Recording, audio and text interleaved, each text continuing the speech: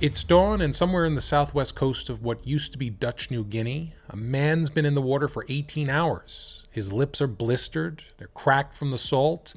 The skin around his waist is raw, where a belt that's holding 2 empty gasoline cans is cutting into him. He's wearing nothing but white cotton underpants and a pair of thick, black-rimmed glasses. He's exhausted, but he's almost there. He can see trees and lines of mangroves and palms sticking out of the water, so he kicks. He tries to stand, the mud sucks at his feet, he kicks some more, and then come the canoes, a flotilla of them nestled in the trees, and men. He's saved. He's made it. Turns on his back, he waves, shouts, and one of the men in the canoe stands up and says, "Crocodile." The other men reach for their 10-foot-long, scary-looking spears, but it's not a crocodile. Another man stands and says, "It's a man," and it is a man, and it's a man they recognize. His name's Mike. He'd been to the village before. A man named Pep reaches down to pull him into the canoe. Mike is too exhausted to help. He just smiles, thinks he's been saved. He hasn't. It's November 20th, 1961. The young man in the water is the son of the governor of New York, a grandson of John D. Rockefeller Jr., the great-grandson of the founder of Standard Oil. His worth, in inheritance and family wealth alone, is more money than the entire province of Dutch New Guinea will see in a decade. He's 23 years old. He's about to disappear off the face of the earth, and for 50 years, no one will say what happened. I'm John Genoa, and you're watching America's Strangest History, coming at you from the great state of Vermont. Today, we turn to a young Rockefeller heir and 50 years of silence by the Catholic Church, the Dutch government, and the most powerful family in America. Whatever happened to Michael Rockefeller? Stay with me. First question, who was Michael Rockefeller? Well, we've got to start with his father, Nelson Aldrich Rockefeller. You know the name. Everybody knows the name. Nelson's father was John D. Rockefeller Jr. His grandfather was the founder of Standard Oil, the richest man on earth at the time of Nelson's birth. He was the Elon Musk of his period. In November 1961, when our story starts, Nelson's the governor of New York. He ran for the Republican nomination for President of the United States in 1960. He's about to run again in 1964, and he is the establishment. But this episode isn't about Nelson, it's about his youngest son. Michael Clark Rockefeller's born on May 18th, 1938, with a twin sister named Mary. Mary and Mike, the two youngest in the brood, they're inseparable. He grows up in the family townhouse in Manhattan and on the Rockefeller estate up in Westchester County, surrounded by an art collection most people only see in museums. He goes to the Buckley School, then the Phillips Exeter Academy in New Hampshire, student senator, varsity wrestler, then to Harvard, cum laude, history and economics, class of 1960. Then 6 months in the U.S. Army as a private. Some significant details. The richest young man in his Harvard class is darning his own socks in a tent in the middle of the New Guinea jungle just a year later. His tent mate, a Harvard anthropology grad student named Carl Hyder, will tell Carl Hoffman years later that he was astonished by it. Mike isn't slumming for adventure. He's serious. Now, how does a Rockefeller end up at a tent in New Guinea? Well, that part goes back to his dad, Nelson. On February 20th, 1957, in a Rockefeller-owned townhouse on West 54th Street in Manhattan, Nelson Rockefeller throws a black-tie reception to inaugurate something that the art world's never seen before. It's called the Museum of Primitive Art. It's the first museum in America dedicated entirely to what people at the time called primitive art. Carved African masks, pre-Columbian, Aztec, and Mayan stone figures, paddles from Easter Island, ancestor masks from Nigeria. They're all set on stark white cylinders. They're illuminated by track lighting against the walls, treated as fine art. It's the equal of anything in any museum in the world. And it's the first time anyone in New York has ever seen anything like it. Michael's at the opening. He's 18 years old, watching his father in the spotlight, and it lights something inside him. Nelson puts his son on the board of the museum, and Mike decides if he's going to make a mark on his father's institution, he's going to do it by going to the source, not by buying it from dealers in London or Paris. He's going to go to the source directly. Now, fast forward to the spring of 1961, Mike just graduated Harvard. He signs on to the Harvard Peabody expedition heading to the highlands of Dutch New Guinea. The expedition's making a documentary about the Dani tribe. a film called Dead Birds that will become one of the most important ethnographic documentaries of the 20th century. Mike's the sound recording guy. He's also keeping his own field notes and writing letters home. In May, during a film break, Mike slips away from the expedition with a friend and heads south. They go down out of the highlands to a swamp to the southwest coast of the Arafura Sea. It's a place called Asmat. He writes home, quote, "Now this is wild and somehow more remote country than what I've ever seen before." And that's the line. It's the line that changes the trajectory of his life. Mike finishes the Dead Bird shoot, then in October 1961, he goes back to New Guinea, just to Asmat this time. A Dutch government anthropologist named René Vassing is assigned to travel with him. And in the muddy little Dutch trading outpost of Ashgat, Mike buys a homemade catamaran from a young Dutch patrol officer. It's 40 feet long, basically 2 native canoes that are lashed together with a thatch hut between them, and a 45 horsepower outboard motor. It's on the back. The patrol officer's name is Wim van der Waal. Remember that name. We're going to circle back to him. Mike loads the catamaran with what every Asmat villager wants: steel axes, fishing hooks, cloth, tobacco. Then he and Vassing motor out to the swamps. In his field journal, he writes, "The Asmat is like a huge puzzle with the variations in ceremony and art style following the pieces. What Mike's most fascinated by are the bisj poles, 20-foot tall ancestor poles. They're carved from a single mangrove tree.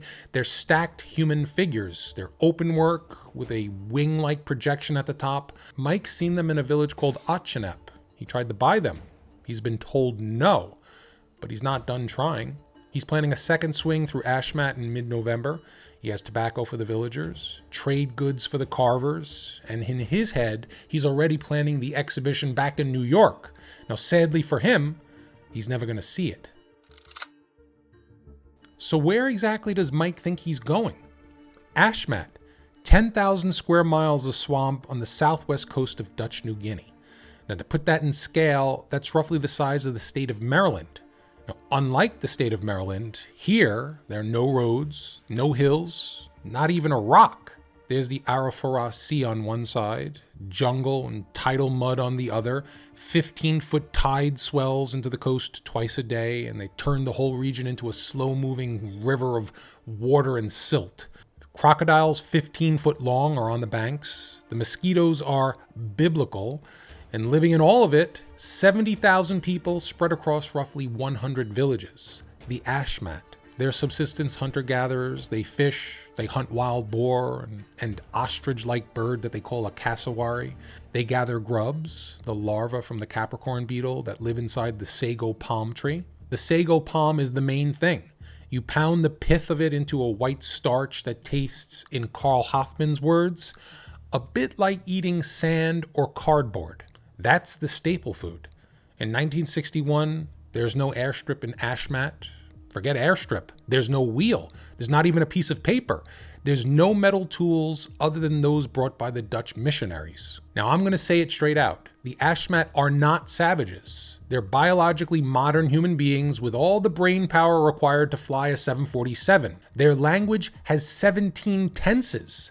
They're master woodcarvers, the equal of any artist working in any medium anywhere in the world. What they are is isolated from everything. For most of human history, no outsider knew that the Asmat even existed. Now here's where it gets really interesting. The Asmat live in a world of opposites: life and death, land and water, the living and the ancestor, inside the village, out in the jungle. In their worldview, no death is ever accidental. Every death is caused by an enemy, by the spear in battle, or by sorcery from a distance, and every death creates an imbalance. That imbalance must be set right. The way it gets set right is reciprocal violence, meaning another death taken by the dead person's clan from the enemy clan. In Asmat, when you kill an enemy, you take his head, you take his name, you become him.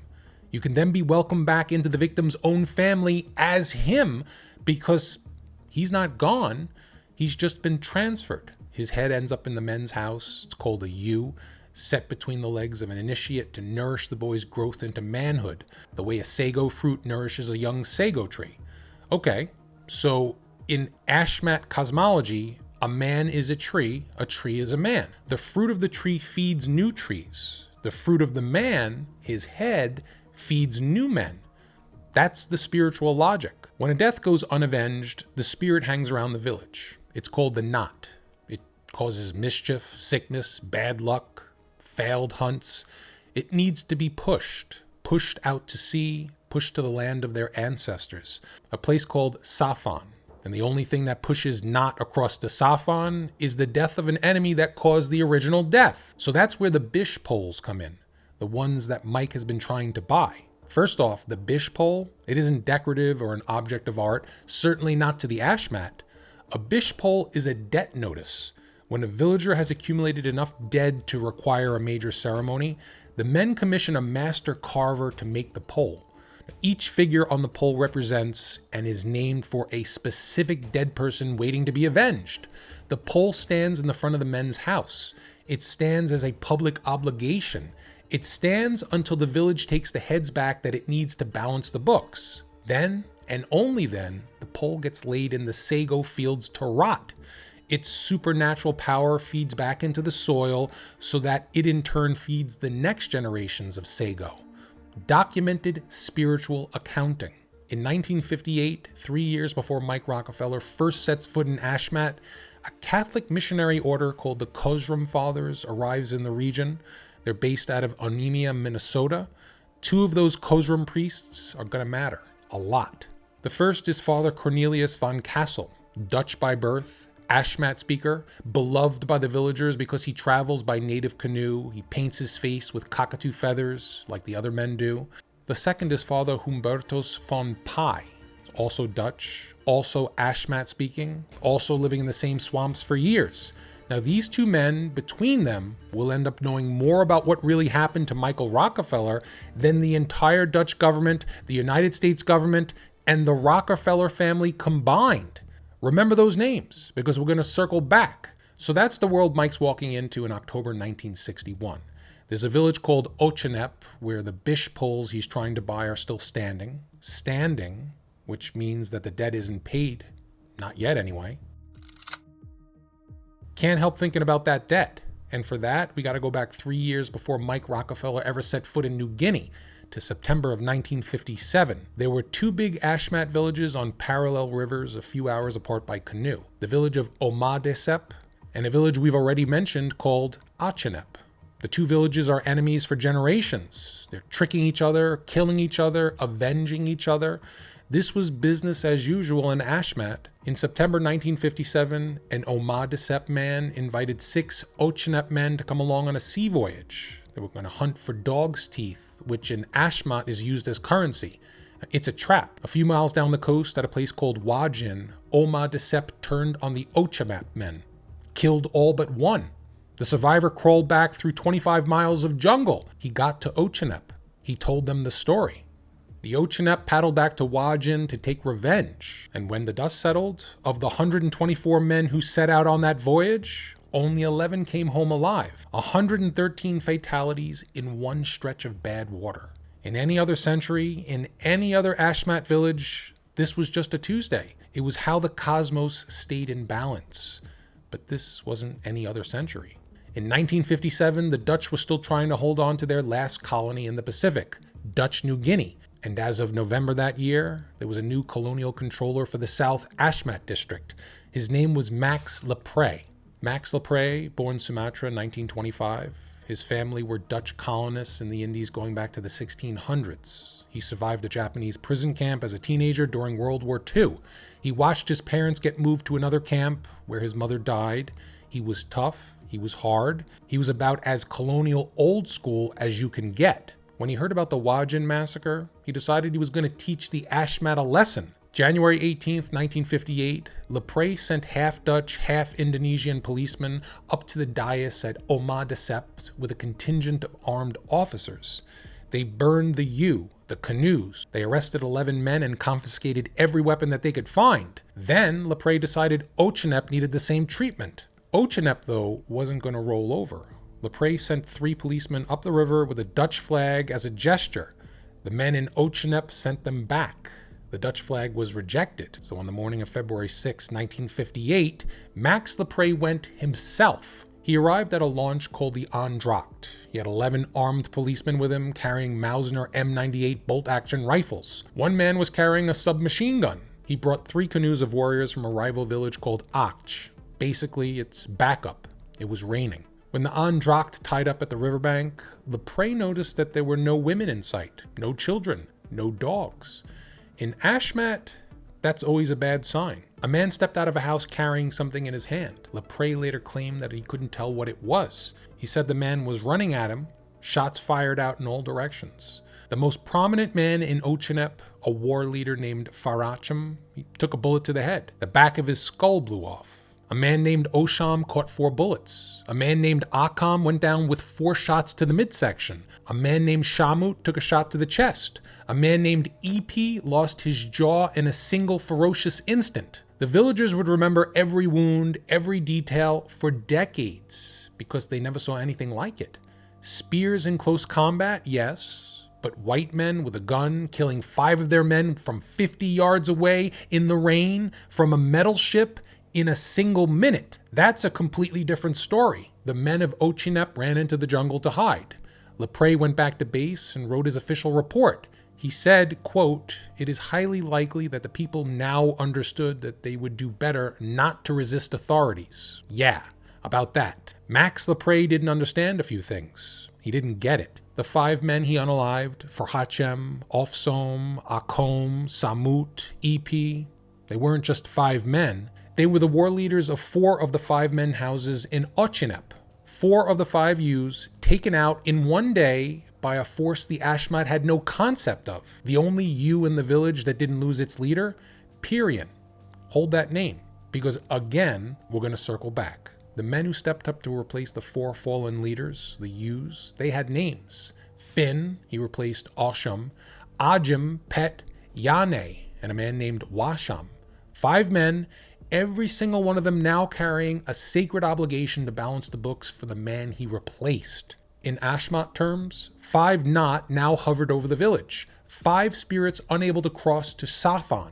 5 deaths still unbalanced. And the men of Otsjanep had no idea how to balance it. Because how do you avenge a man killed by something nobody understands? An invisible bullet fired by a stranger from another world who came once and then left and probably is not coming back. How? For 3 long years, the bisj pole that needed to be carved stayed uncarved, was unfinished, unbalanced, just waiting. Then in October 1961, Mike Rockefeller motors up the river to Otsjanep. He has no idea what happened 3 years ago, and he has no idea what's owed. Throughout October and into November of 1961, Mike and Vashing, they motor around village to village. They visit 13 villages total and buy everything that isn't nailed down. Drums, bowls, bamboo horns, spears, paddles, shields. Now fast forward to mid-November, and the catamaran's loaded down with art and running low on trade goods. So Mike and Vashing, they head back to Ashgat to resupply.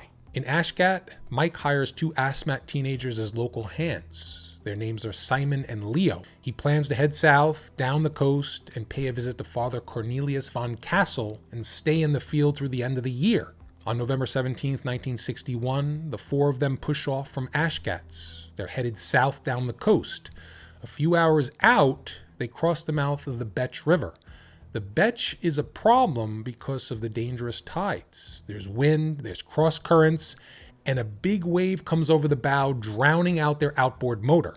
A second wave hits broadside, and the catamaran flips. The 4 of them, plus a small mountain of trade goods, ends up clinging to the overturned hull in the middle of the Arafura Sea. It's the afternoon of November 17th, 1961. Now get this, while Mike and his crew are clinging to the bottom of that upside-down catamaran in the sea, literally halfway across the world in Manhattan, his parents are holding a press conference. From room 5600 at Rockefeller Center, Governor Nelson A. Rockefeller and his wife of 31 years, Mary Todd Rockefeller, they announced that they're getting a divorce.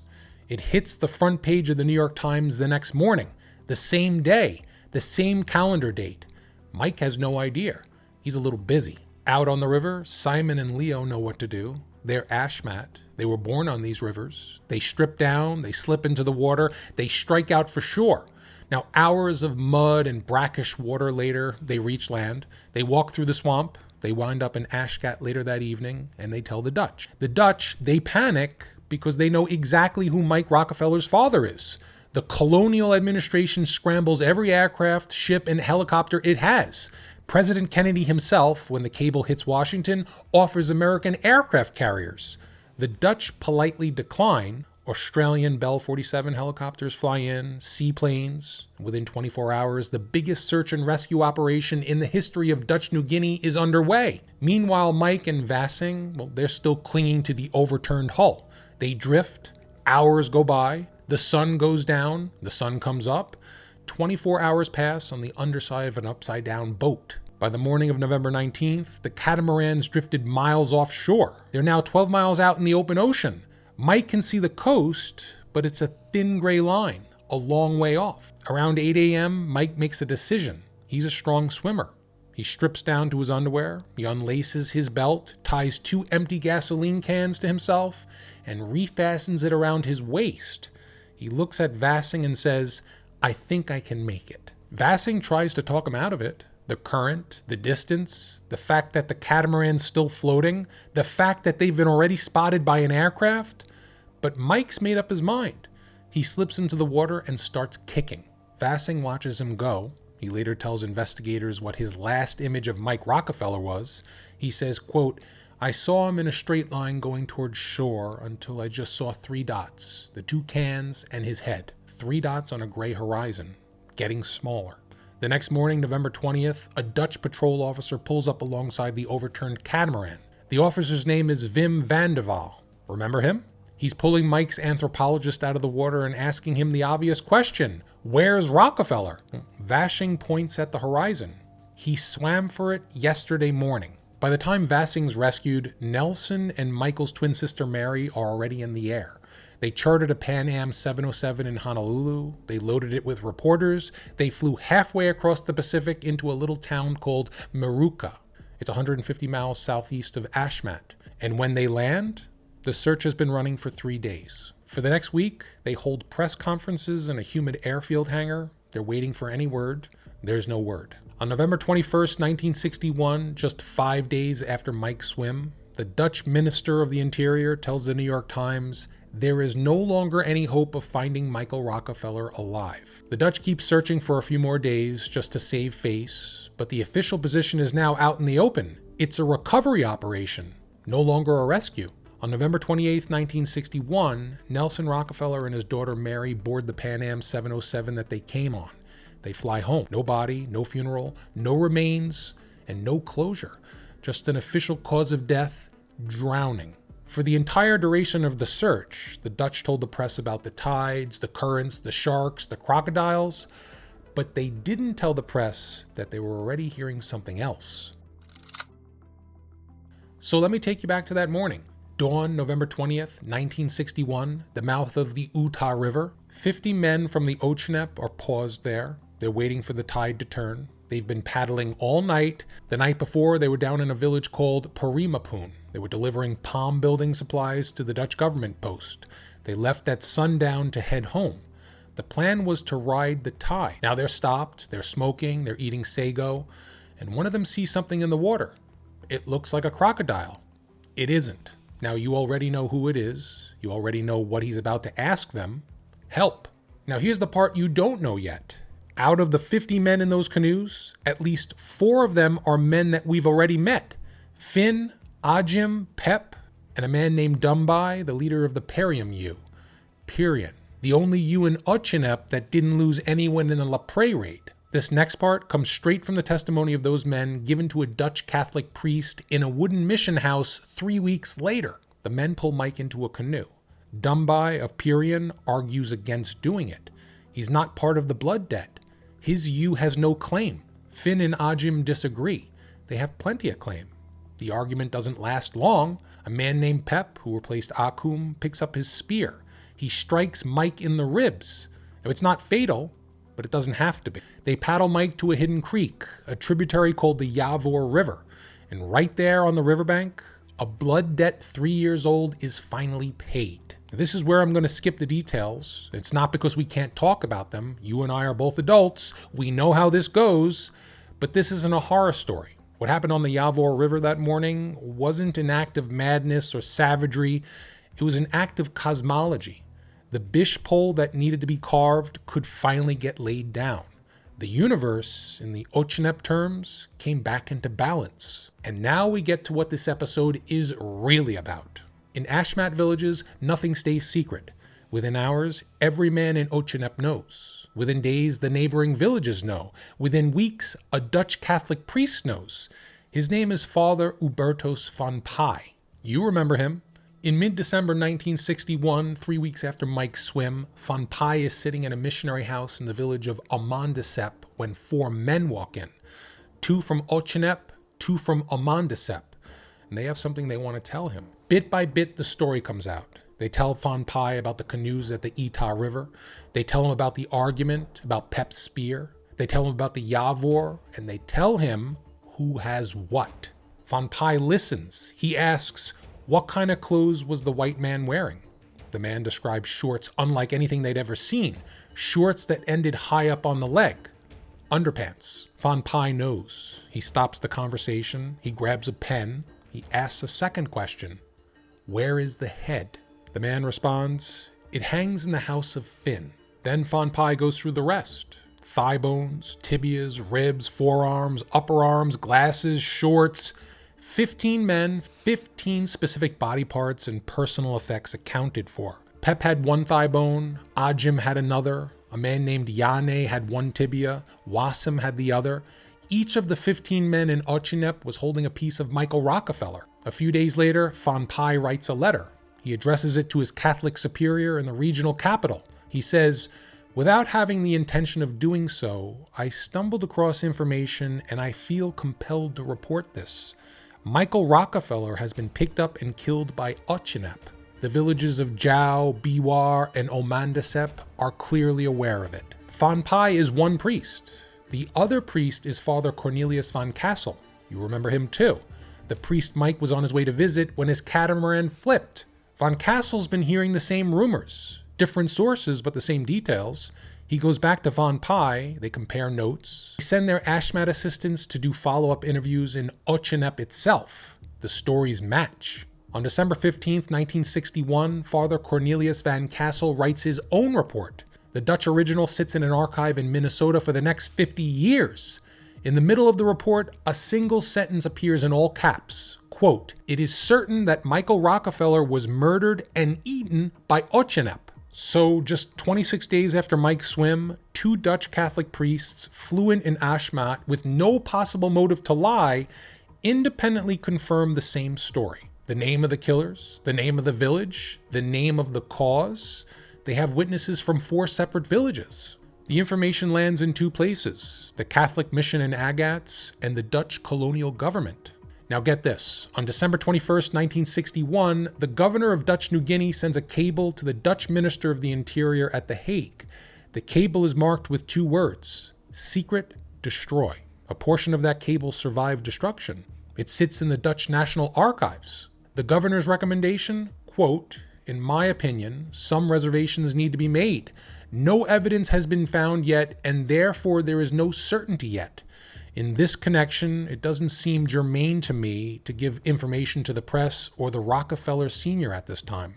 Meaning, we're not telling the family, we're not telling the press, we're going to handle this internally. The Catholic Church follows suit. Church superiors tell Van Kassel and Van Pai to keep quiet. The issue, they say, is like a cabinet of glass. Van Kassel, the priest Mike was on his way to meet, well, he's quietly shipped back to Holland. But the story doesn't stay fully buried. In Asmat, there's a 3rd Dutch priest. His name is Hoffman. Hoffman writes a letter home to his parents in the Netherlands describing what happened. His parents passed the letter to a Dutch newspaper called De Waarheid. On March 29, 1962, De Waarheid runs the story. The Associated Press picks up the story the next day. And suddenly, the cannibalism rumor is the headline around the world. Nelson Rockefeller in New York calls the Dutch embassy in Washington for an answer. The response comes back from the very top. The Dutch foreign minister himself, a man named Joseph Luns, personally tells the Rockefeller family that the rumors have been thoroughly investigated and there's nothing to them. Full stop. But here's the part to remember. At the exact moment Joseph Luns is telling Nelson Rockefeller that there's nothing to it, the Dutch government's actual investigation is just getting started. The Dutch send a young patrol officer up the river to Otsjanep to investigate. It's quietly, for real this time. His name should be familiar by now, Wim van der Waal.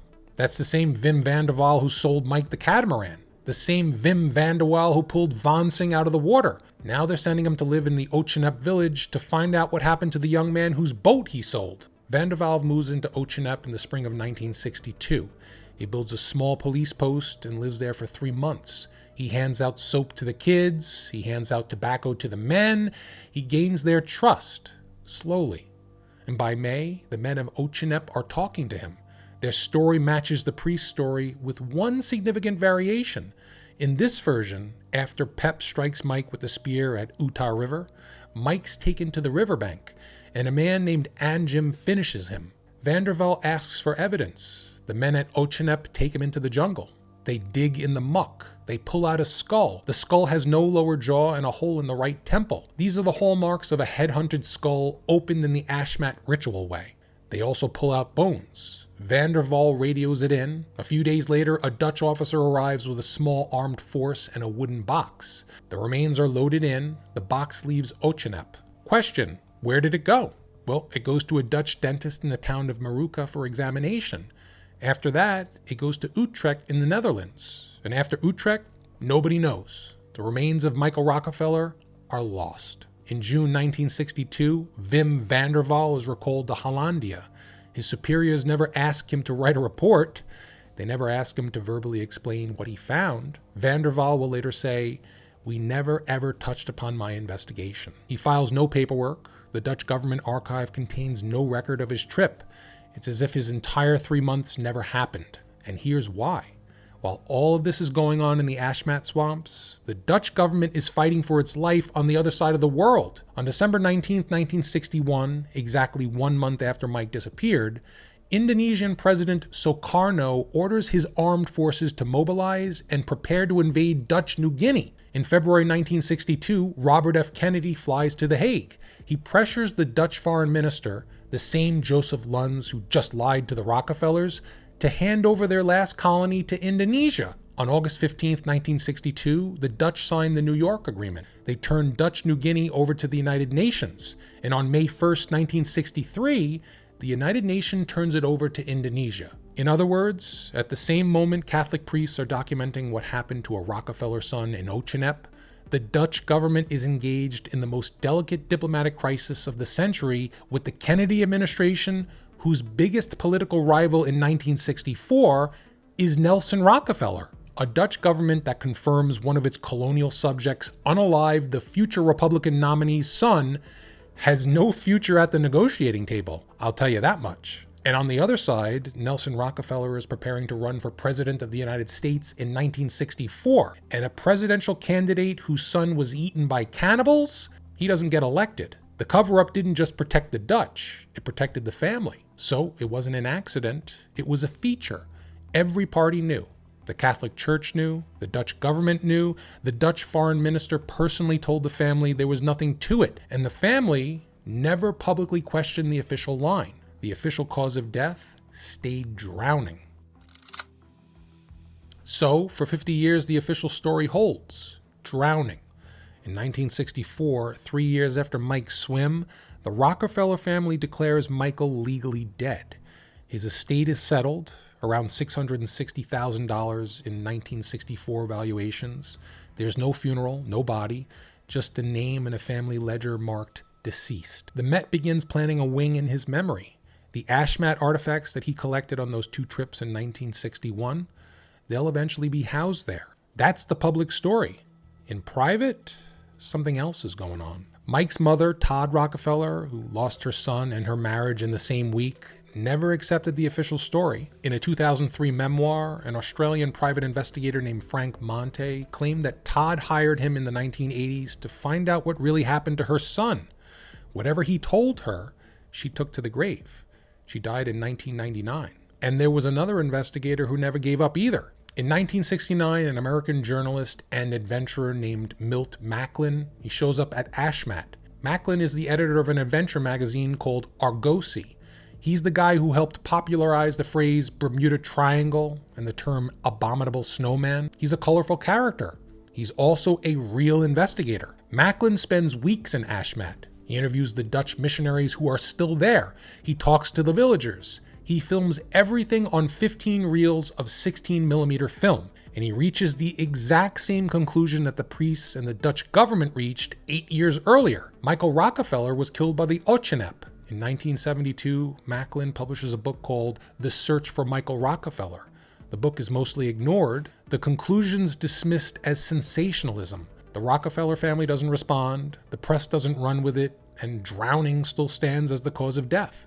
In 1976, the Museum of Primitive Art, the one Nelson opened back in 1957, closes its doors. The collection is donated to the Metropolitan Museum of Art to be housed in a new wing bearing Michael's name. The wing opens in 1982. It's called the Michael C. Rockefeller Memorial Wing.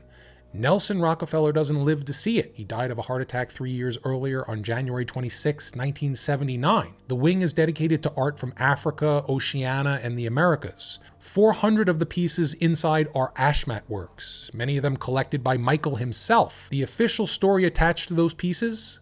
Drowning. Fast forward to 2007. A filmmaker named Fraser Heston, son of Charlton Heston, is going through old film archives. He finds Milt Macklin's 15 reels. They've been sitting untouched since 1969. Heston watches them, and what he sees stops him. The reels include footage from 4 different Asmat villages, interviews with Dutch missionaries who knew the truth, footage of the named men.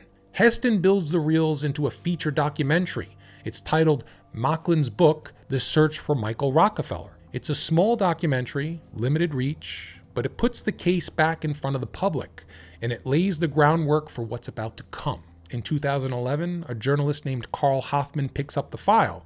He decides he's going to solve the Michael Rockefeller case. For real this time. He hires a Dutch researcher. The researcher spends 2 years.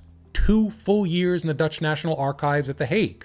She pulls hundreds of documents. She pulls the December 21st governor's cable, the original priest reports. She gets the records of Wim van der Waals' 1962 investigation, the one that the Dutch government claimed never existed. Turns out, it existed. Hoffman also finds Wim van der Waal. He's alive and well. He's 73 years old, living on a Spanish island off Tenerife. Hoffman sits across the dining table from him. Van der Waal pulls a loose-leaf binder. Inside, the original bill of sale that Mike signed for the catamaran in October of 1961. 50 years after the fact, the Dutch patrol officer still has the paperwork. Hoffman also finds Father Humbertus van Pai. He's alive as well. He's 84 years old, living in a small apartment in Tilburg, in the Netherlands. His walls are decorated with a few Asmat carvings. Van Pai has been waiting 50 years for someone to ask. He tells Hoffman everything. In 2012, Hoffman flies to Asmat himself. He spends a month, an entire month, living in a 3-room wooden house in the village of Pirien. Remember Pirien? It's the only U that didn't lose anyone in the La Prée raid. The only one that argued against doing it on the Yavor River. Hoffman's host in Pirien is a former village headman named Kokai. Kokai has spears in the corner, a bow, a set of arrows, 6-foot shields that he carved himself. The 2 men sit on the floor every morning, they smoke and they talk. One day, Hoffman pulls out a stack of black and white photographs, 50 or 60 of them.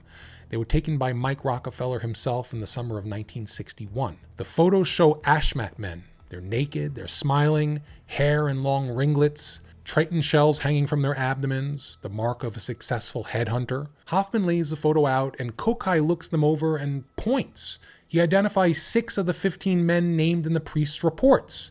These are the same men who held parts of Michael Rockefeller, and they're in his photograph. They're posing for the young white man whose body that they'd one day distribute among themselves. Mike took their picture. He took it a few months before they took him. In 2014, Carl Hoffman publishes Savage Harvest, A Tale of Cannibals, Colonialism, and Michael Rockefeller's Tragic Quest for Primitive Art. It's the most thoroughly researched and documented investigation of the case ever produced. I used it, among other material, in connection with making this very video. It includes the reproduced original reports, witness testimony from 4 separate villages. It includes a bill of sale, identifies the killers.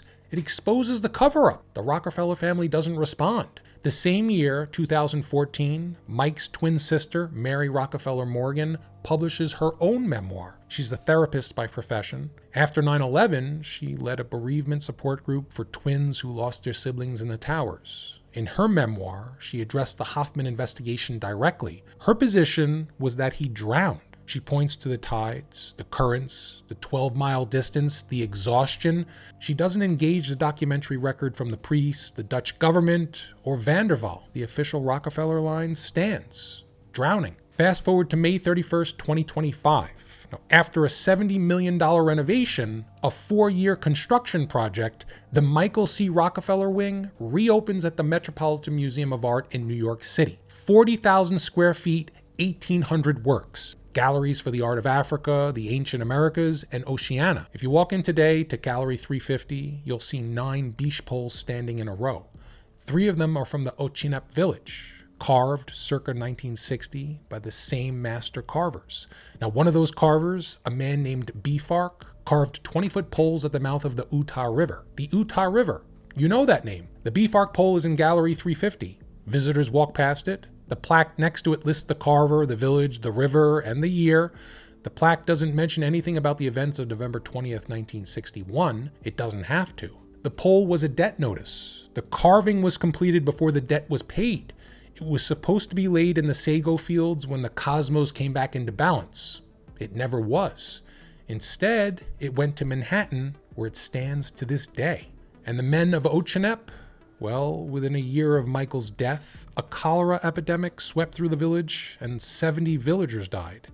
To the people of Otsjanep, that wasn't disease, that was the spirits. The cosmos wasn't fully balanced. Mike Rockefeller's knot was still hovering. One of the named killers, Otsjanep, was unalived years later by a poisoned arrow.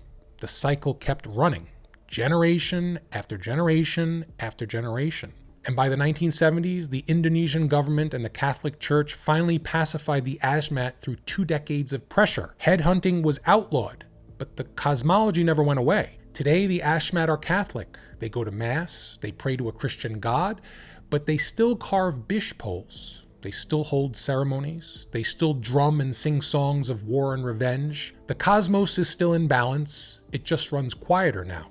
In 2012, when Carl Hoffman went to Otsjanep village himself, the descendants of the named killers refused to talk to him.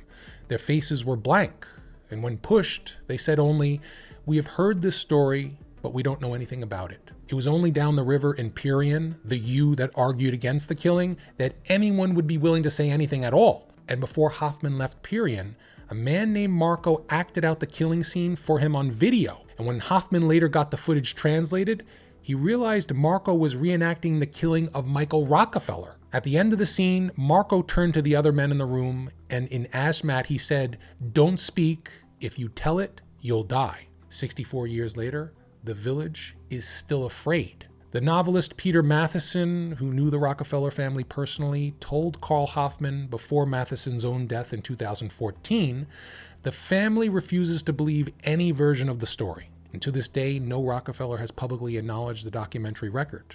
The official cause of death is still drowning. So if you've been watching this channel for a while, this is going to sound familiar. A wealthy family with political ambitions, a government in a delicate diplomatic position, a religious institution worried about its reputation in the field. All 3 quietly agreed to lie because they all benefited. If you watch The Collins Elite or The Fall of Forrestal or Dorothy Kilgannon, you already know how this works. Power doesn't conspire. Power closes ranks. It closes around stories it can't allow to be true. If you ever make it to the Metropolitan Museum of Art in New York, walk over to the Michael C. Rockefeller Wing, take the stairs down to Gallery 350, look for the 9 tall carvings standing in a row, and read the plaques. I'm John Genoa. This is America's Strangest History. Thanks for watching.